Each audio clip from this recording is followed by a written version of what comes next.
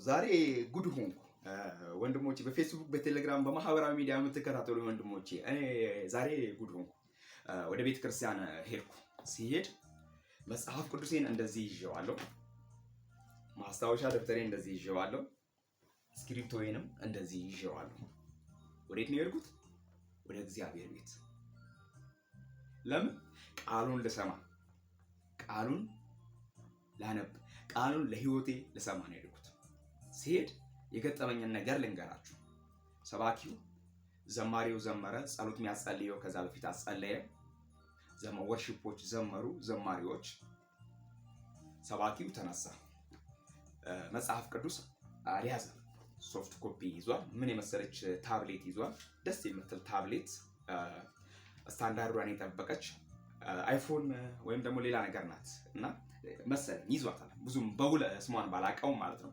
እኔ ወንድማችሁ ይሄን መጽሐፍ ቅዱስ ይዣለሁ፣ ይሄንን ደግሞ ማስታወሻ ደብተርን ደግሞ ይዣለሁ። እንደዚህ ይሄንንም ሁለቱንም ይዤ ነው።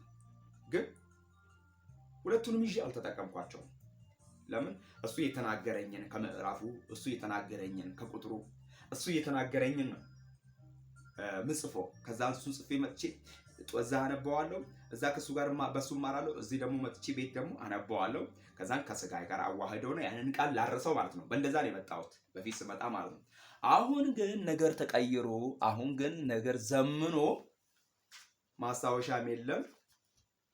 ወንድም ፓስተራችን፣ ወንድም ሰባኪያችን፣ ወንድም መጋቢያችንም እሱም አልተዘጋጀም። በቃ ከዘፍጥረት አንስቶ በቃ እግዚአብሔር ሰማይና ምድርን ፈጠረ፣ ምድርን ባዶ ነበረች የሚለውን ቃል አወራ፣ መጣ፣ ዘዳግም ላይ ገባ። ከዛም የሆነ ነገርም አለ። ከዛም ዳዊት ላይ ገባ፣ እረኛዬ እግዚአብሔር ነው ብሎ አወራ። ከዛን መጣ፣ ከዛን ራእይ ላይ ገባ። በቃ እዛ ጋር አድርጎ ጨረሰው። እግዚአብሔርን ቃል ቶሎ ብሎ ላጥላጥ አድርጎ ጨረሰው። ከዛን እኔ ወንድማችሁ ምንም ሳላነብ ምንም ሳልረዳ መጽሐፍ ቅዱሴና ማስታወሻዬን ይዤ እንደሄድኩ መዝሙሮችን የዘመርኩትን መዝሙሮችን እነሱን ይዣቸው መጣ። መዝሙር ጋር ደግሞ አንድ ነገር ልንገራችሁ። አዝማች ላጥ አድርጎ አዝማቿን ሳይጨርሱ ቁጥርን ሳያነቡ ላጥ ገረፍ ከታምራት ኃይሌ አንድ ከተስፋዬ ጋር ቢሶ አንድ እንደዛ እንኳን ቢያደርጉ ቆንጆ ነው። የድሮ መዝሙር ስለሆነ ያው ክብደት አለው፣ ተጸልዩበት የሆነ ክብደት አለው። ከዛ አንዱን የማላውቀውን ጉባኤው አያውቀው፣ ሰባኪው ዘማሪው ያውቀዋል።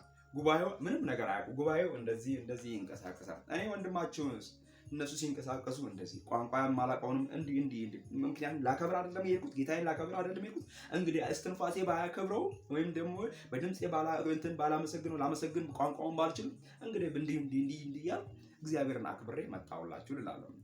ይሄንን መልእክት ሳመጣላችሁ ለምን እንዳመጣው ይገባችኋል። እንግዲህ የምትሰብኩ የምታስተምሩ እባካችሁ ከእግዚአብሔር ቃል እያነበባችሁ የእግዚአብሔርን ቃል ተመርኩዛችሁ አስተምሩን። ትልቅ መልእክት ነው። እኔ ወንድማችሁ መስፍን ነኝ።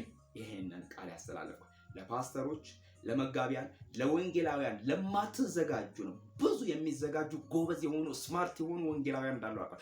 ስማርት የሆኑ ፓስተሮች እንዳሉ እንደ ዳዊት ከአንበሳና ከድብ መንጋውን ከመንጋጋ ላይ የሚናጠቁ ለእግዚአብሔር መንግስት ብቁ የሚያደርጉ ፓስተሮች እንዳሉ አውቃለሁ።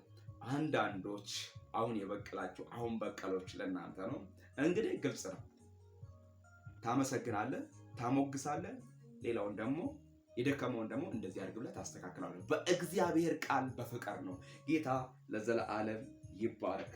ምህረትና ቸርነቱን በእኛ ላይ የገለጠ ልዑል እግዚአብሔር ይመስገን። ወንድማችሁ መስፍን ነኝ።